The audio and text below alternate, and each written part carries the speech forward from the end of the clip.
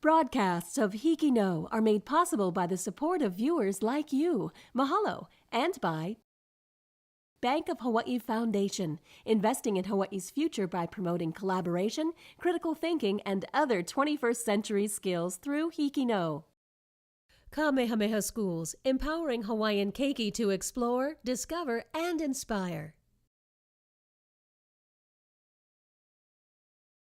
ABC Stores, a local company helping to transform education and develop Hawaii's workforce through bold learning initiatives like HIKI NŌ. Next on HIKI NŌ, stories from across our island chain. As soon as my fingertips brushed the surface of the water, a large tiger shark came up from underneath me and grabbed onto my legs. Meet a shark attack victim who has become one of the world's most avid shark protectors. Find out how much hard work and dedication it takes to become an accomplished equestrian. Learn how to draw one of Hawaii's most iconic flowers. See what it takes to become a junior lifeguard. Find out what inspired one of Hawaii's classical music treasures. Get to know the grandson of the woman credited with reviving the Hawaiian language. And meet a competitive swimmer who won't let a chronic breathing disorder get in the way of her goals. All on this episode of HIKI NŌ, coming to you from the island of Hawaii and the students at Waiakea High School, home of the Warriors. That's next on the nation's first statewide student news network, HIKI NŌ. Can do!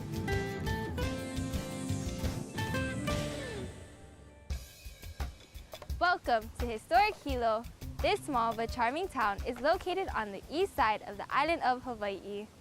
With a population of about 43,000, we may not have all the recreational amenities of a large city, but we still manage to find lots of things to do. We would like to share with you some of our favorite spots to hang out, grab a bite to eat, and take in Hilo's beauty.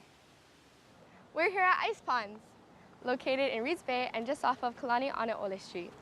The cold, spring-fed waters make it a popular spot to cool off. The pond offers a great place to swim and enjoy its view. Our first story takes us to the island of Kauai, where students from Chiefess Kamakahelei Middle School tell the story of a protector of sharks who brings new meaning to the phrase, turn the other cheek. I mean, statistically, you could say that a shark attack is a lot larger than 1 in a million. I think there's also, every 3 days, there's 1 million sharks being killed for their fins, and every day there's not a shark attack. I think those numbers just say alone how lopsided the conversation is about shark attacks and about the health of sharks in our oceans. Mike Coots is a local surfer, photographer, and a shark ambassador from Kīlauea, Kauai. I became an advocate for sharks basically in 1 hour. I was watching a YouTube video called Shark Water by Rob Stewart, and I was completely blown away by what we were doing to sharks. There was a number that came on the video. It was about halfway through, and it said 70 to 100 million sharks a year are killed for their fins, for shark fin soup, and I saw that figure and I did like 5 rewinds. I was like, this can't be right. This number is absolutely insane. And I'm not a scientist. I haven't studied really science in college, but just that number alone, you know that can't be healthy for our waters. He has used his passion for sharks to protect them. I have a pretty active social media platform. I try to get the word out that sharks aren't these sort of killers that just will attack anything. I've used the irony of my situation to be able to get into policymakers' doors. I've spoken to Congress, I've spoken to the United Nations, I've helped draft legislature here in Hawaii with our state senators. The irony Mike is referring to lies beneath an event that happens to 1 in a million people. Well, actually 1 in 11 million people. I remember, like, as soon as my fingertips brushed the surface of the water, a large tiger shark came up from underneath me and grabbed onto my legs. I knew I was getting attacked by a shark because I could see it right in my chest, and I tried taking my right hand and out of instinct, I tried getting my legs out of its mouth, and that didn't work, and it started doing this real slow motion swing back and forth, and I remember immense pressure on my legs. With my left hand, I just started punching it in the head a couple times, and I think I hit it a good 3 times in the snout, and it let go and released its grip on my legs. He hasn't let his disability bring him down and always looks to the positive side of things. Losing my leg to a shark has definitely changed my life. It's changed it for the better. It's brought me incredible experiences. I've been able to travel places, meet amazing people, do things I don't think I would have done otherwise. It's also made life more challenging. That's the honest truth. Just day in and day out with a prosthetic leg. It's a little bit more difficult, but you just learn to adapt. And things that you think you can't do and you can do it with your prosthetic and you realize you can do, it's pretty rewarding and fulfilling. And you sort of build on these little challenges, and after a while it sort of defines who you are and you really think there's nothing you can't do. Mike Coots is truly unique. Through using his disability, he has helped save the very thing that took his leg. This is Gabriel Go from Chiefess Kamakahelei Middle School for HIKI NŌ. HIKI NŌ is now on Instagram. For show updates and a peek behind the scenes, follow us on Instagram at HIKI NŌ Can Do. Our next story comes from the Salt Lake District of Oahu, where students from Moanalua High School explore the dedication of a young equestrian.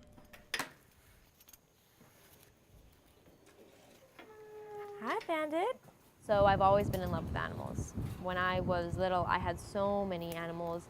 Probably could count over 100 today. A range of fish and birds and lizards and ladybugs and rabbits, well, bunnies and rabbits, but guinea pigs, dogs.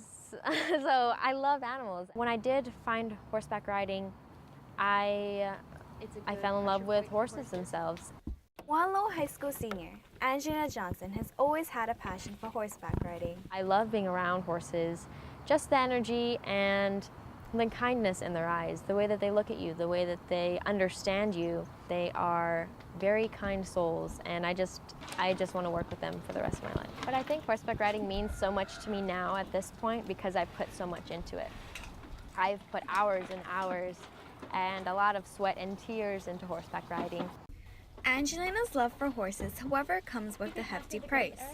Being an equestrian can cost over $8,000 a year for lessons, horse essentials, equipment, and clothing. In order to do what Angelina loves, she needed to find a way to support herself. In the beginning, it was I had to finance everything. So where I don't actually pay anything now. At the moment, I'm not paying anything for riding, whereas I used to pay $300 to $400 a month, and before that I used to pay $500 to $700 a month. The owner was kind enough to allow us to create a new lease agreement saying that in return for taking care of Star on the days where I ride, I wouldn't have to pay a lease every month. I guess sift out the clean shavings and throw away the dirty stuff. So not too hard. And then Sundays are my barn work days where I clean a lot of stalls, as many as I can, to make up for the lessons that I've been taking. Actually, not too dirty. You want to get the best equipment out there, and good quality doesn't come with a low price tag. There are sacrifices for that, but I could never see pulling and financing because it's my child's absolute passion. And she's actually not a very nice person to hang around when she doesn't get to ride much. So it's her thing, and it's important to her and it's important to me. No matter the sacrifices, Angelina plans to do whatever it takes to continue riding. I have a plan in place, and I would take on a full load at Windward Community College, where I would do a veterinary technology program. Come on. Working as an equine vet would allow me to never work a day in my life and to just be happy with what I'm doing. Horseback riding is beyond who she is. It's literally beyond being a part of her. It is her. It is my sport. It is my passion. It is my hobby. It is my life and will always be my life. And every step I've taken, every day I've lived, I want to work hard and overcome any challenge because horses have given so much to me. I always want to be there for them too. This is Erin Amaro from Moanalua High School for HIKI NŌ. We're back in Hilo here at Banyan Drive, located in Liliuokalani Gardens. Also known as the Hilo Walk of Fame, Banyan Drive is home to several magnificent trees planted by the famous, such as Babe Ruth, Amelia Earhart, and Franklin D. Roosevelt during his trip to Hilo in 1934. The area is often lively, where a community comes to view the nature, to get some exercise, or simply to take a walk and talk story. We take you now to the friendly aisle, where students at Molokai High School show us how to draw one of Hawaii's natural treasures in just a few easy steps. Aloha mai. Living here in Hawaii, we're surrounded by natural beauty. Beaches, mountains, waterfalls, and flowers to name a few. Here is a beautiful plumeria flower. Today, we're going to show you how to draw a plumeria in a few easy to follow steps. First, you want to start by drawing a dot at the center of your paper. Then, like so, draw 5 curved lines from that dot. You want to make sure that they are curved the same way and that they are the same length.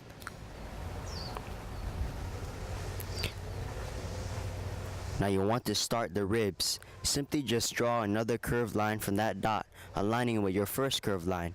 Remember that this does not have to be perfect.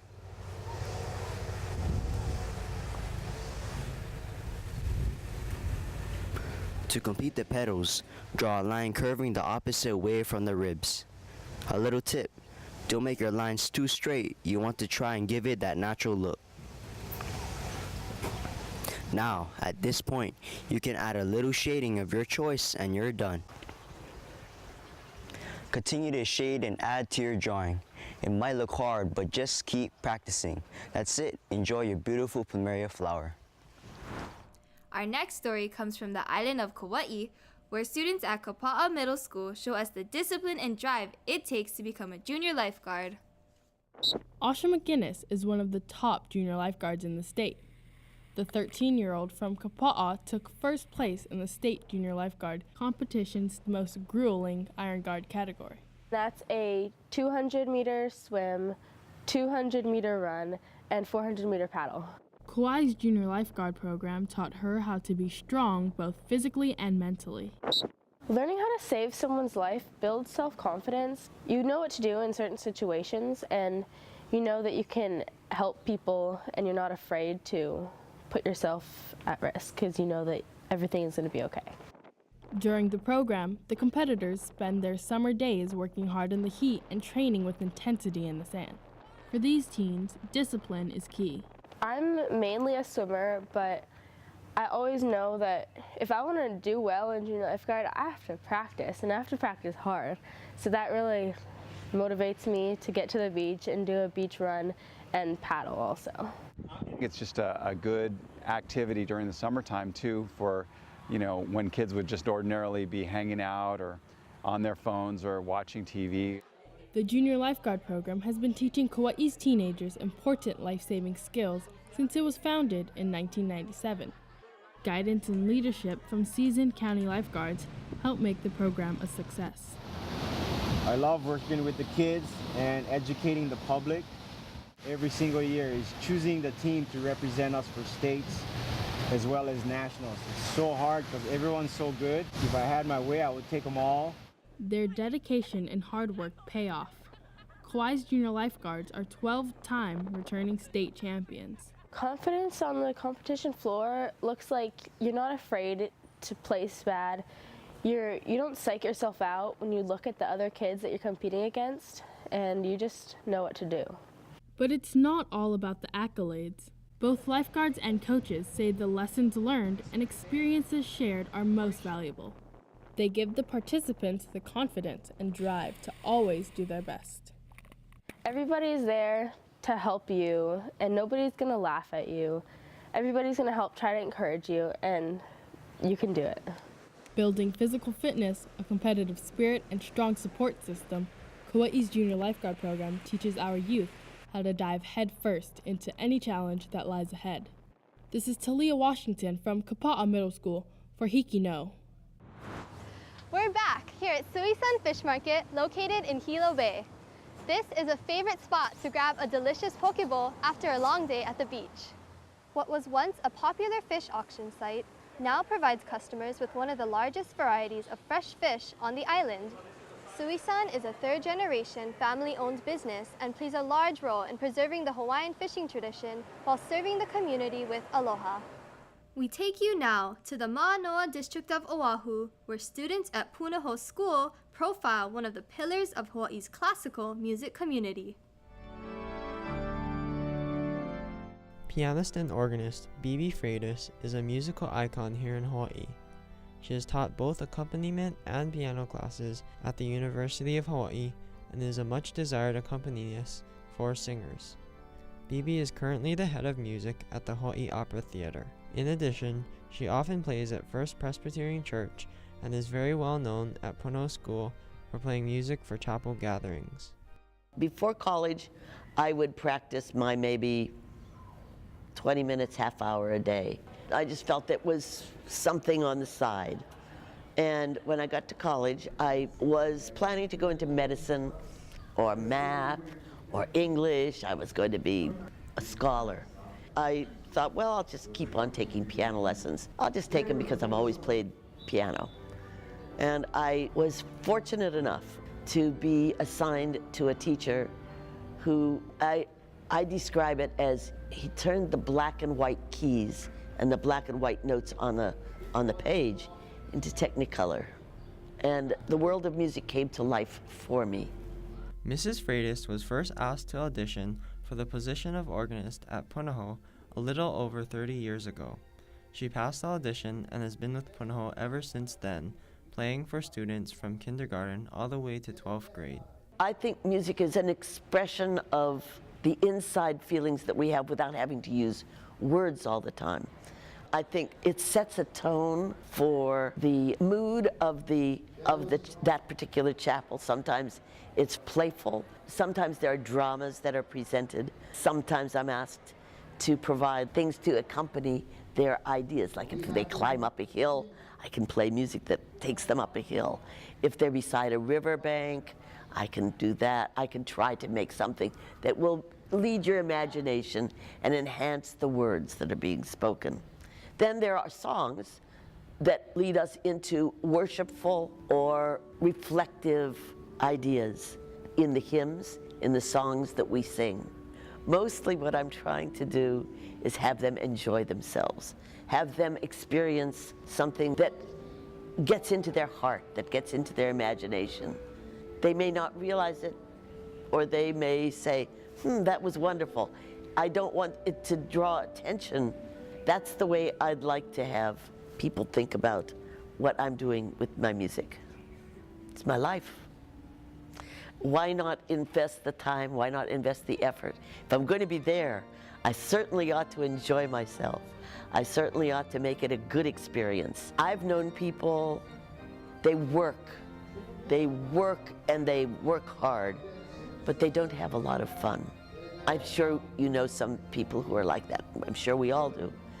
But I am lucky enough to play. I work at something that's called playing the organ, playing the piano, playing music. So I play while I'm working. I love it. Mrs. Freitas clearly enjoys sharing her gift with others and will continue to touch countless lives through her music. I'm Troy Noka reporting for Punahou School for HIKI NŌ.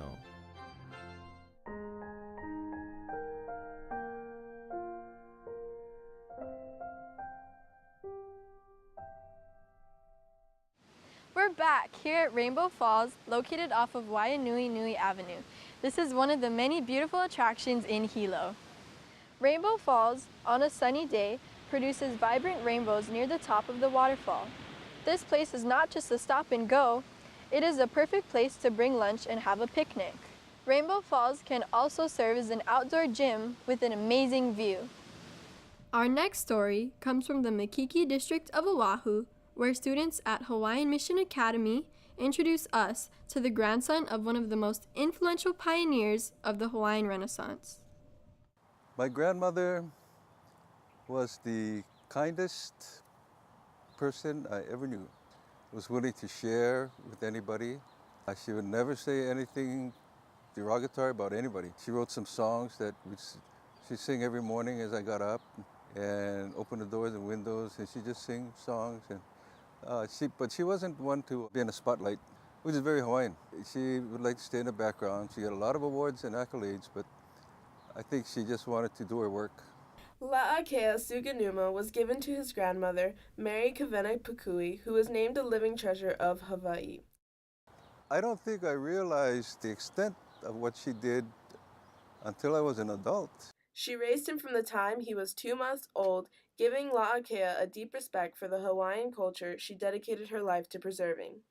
Through his grandmother's influence, La'akea showed an interest in his heritage, which led him to seek out the Hawaiian cultural practices that interested him as a young boy: weapons and the pursuit of an ancient fighting art called lua. Lua is a fighting art. It's actually a bone-breaking art. It's not a tournament sport, but it's an ancient art. You know, warfare was a favorite pastime of the elite, believe it or not. They love fighting. And so all of the chiefs were trained, and a lot of the leaders and special people were trained in this art. And it's handed down in families and kept quiet, but it's just part of the culture. His grandmother left some of her original written works with La'akea, who has now founded the Mary Kavena Pukui Cultural Preservation Society. And again, our purpose is to be a unique educational resource. We want to address different aspects of the culture. Number one, I see a real lack of cultural understanding. And I know she dedicated her life to preservation of the culture. So there are a lot of people nowadays who don't really know the culture, and there's a lot of people making up things. And so that kind of prompted me to say, you know, we ought to do something about this. His drive to educate and preserve his grandmother's legacy has cast him in her footsteps as a true living Hawaiian treasure. This is Melanie Diaz from Hawaiian Mission Academy for HIKI NŌ. We're back in historic downtown Hilo at Hilo Farmers Market on the corner of Mamo Street and Kamehameha Avenue. Hilo Farmers Market is an open market showcasing the Big Island of Hawaii's locally grown food, tropical flowers, and fine jewelry and crafts. Residents and tourists alike enjoy browsing the wide variety of native products. Our final story takes us to the island of Maui, where students at HP Baldwin High School introduce us to an aquatic athlete who won't let a breathing disorder disrupt the pursuit of her dreams. Coming from an athletic family, Kaimilani Matsumoto, a student at Baldwin High School, faces challenges which gives a different perspective on what she does. When I was around 10, I was running around the house, and then I would always have these breathing issues, so to speak. And my face would get really red, and I just have a really hard time breathing. And one time I got really, really sick, and I had a full-on asthma attack, and so my parents took me to the hospital, and that's when the doctor told them, oh, your child has asthma. Despite the obstacles of asthma, Kaimi remains positive and always looks on the bright side. Swimming is the best sport for asthma because the air is very moist and it has higher levels of oxygen. So, and it is a non-impact sport, so it's a lot easier on my joints than something like running or even football or things like that. As a child, Kaimi's role models overcame obstacles that inspired her to be like them. One person that I really look up to was my former coach. His name was Coach Spencer Shirishi. I really look up to him because he was a very fast and very strong swimmer, and he came from kind of humble background, so to speak. And even though, again, he had all these issues, he was still able to accomplish so much and even start up a swim team. Normally when I need a little bit more motivation while I'm swimming, I tend to think of my dad a lot. He was a very hard worker and he grew up in a really poor family, but even though he had all these issues with his childhood, he always pushed really hard in whatever he's doing. So I always think of him to help me better myself. The way I see it is everyone has their own issues. I'm not the only person with issues, so I don't believe I have to train any harder just because I have asthma. But during the competitions, I do really enjoy the rush of the competition, so to speak. I am a very competitive person, so swimming in competitions kind of fuels that. Recently, Kaimi achieved a swimming time that has her aiming for a potential shot at the Olympic trials. This is Emi Sakamoto from HP Baldwin High School for HIKI NŌ. Well, we've reached the end of this week's episode of HIKI NŌ. Don't forget, all these stories were recorded, shot, and produced by students like us. We hope you enjoyed watching them as much as we enjoyed sharing them with you. Tune in next week for more proof that Hawaii's youth HIKI NŌ Can do!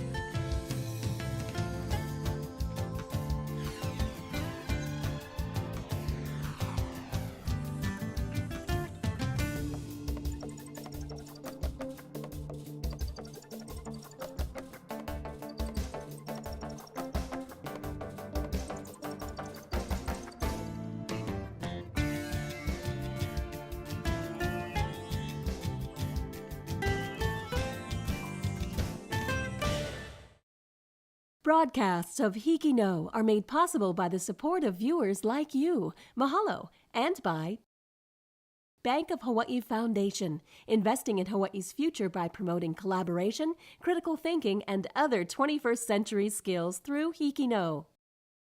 Kamehameha Schools, empowering Hawaiian keiki to explore, discover, and inspire. ABC Stores, a local company helping to transform education and develop Hawaii's workforce through bold learning initiatives like HIKI NŌ.